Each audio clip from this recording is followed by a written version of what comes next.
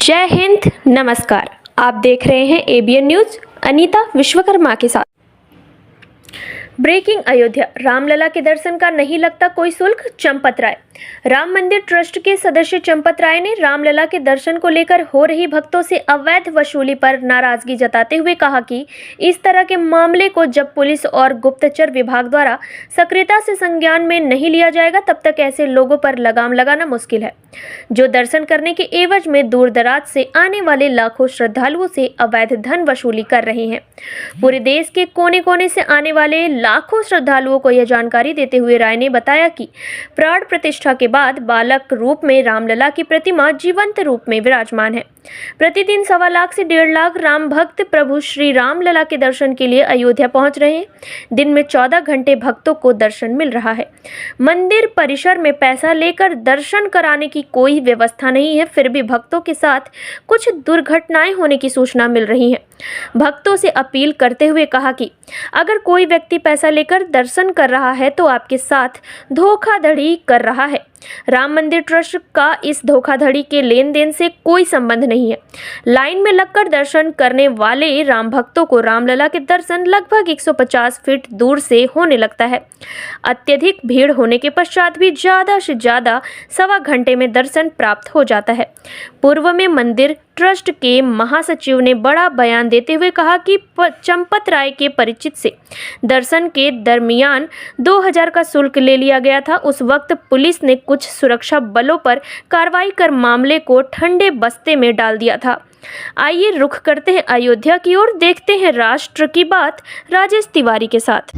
राम जन्मभूमि मंदिर में भगवान की प्राण प्रतिष्ठा, रामलला के नूतन विग्रह की प्राण प्रतिष्ठा अर्थात पत्थर की प्रतिमा में मंत्रोच्चार के द्वारा प्राण डालना, अर्थात पत्थर की प्रतिमा को लिविंग एंटिटी में कन्वर्ट करना, यानी अब वो मूर्ति जीवित है, वो एक बालक है, वो एक लिविंग एंटिटी है और वो उसको भोग लगाया जाता है, भूख लगती है, उनको शयन कराया जाता है, नींद आती है, सोते हुए बालक को जगाया भी जाता है, कपड़े पहनाए जाते हैं, रोज स्नान प्रतीक रूप में ही क्यों ना हो कराया जाता है।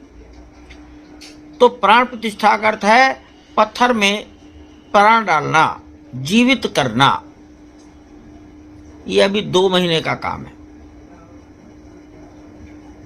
औसत अनुमान है 1.25 लाख, 1.5 लाख, 1,25,000, 1,50,000 ऐसे श्रद्धालु प्रतिदिन आते हैं। प्रातःकाल 6:30 बजे से रात्रि के 9:30 बजे तक 14 घंटे यात्रियों को दर्शन का प्रवेश रहता है। यहाँ कोई पैसा लेकर, टाइम स्लॉट देकर दर्शन की व्यवस्था नहीं है। इसलिए भगवान तिरुपति के मंदिर से इसकी तुलना करना उचित नहीं होगा।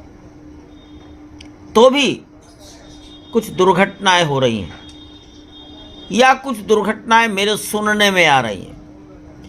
सच्चाई का पता तो तभी लगेगा जब पुलिस विभाग, गुप्तचर विभाग ऐसे लोगों को पकड़ेगा। लेकिन यदि दुर्घटनाएं हो रही हैं, कोई व्यक्ति पैसा दे रहा है, मेरा निवेदन है आप अच्छी तरह से जान लें कि आप ठगे जा रहे हैं, आपको कोई धोखा दे रहा है। राम जन्मभूमि तीर्थ क्षेत्र अर्थात मंदिर निर्माण करने वाले ट्रस्ट का इस धोखाधड़ी, पैसे के लेन देन से किसी प्रकार का कोई संबंध नहीं है। मैं ये भी जानकारी देना चाहूँगा कि जो लोग लाइन में लगकर सहजता से दर्शन करते हैं उन्हीं को रामलला के दर्शन अच्छी प्रकार होते हैं।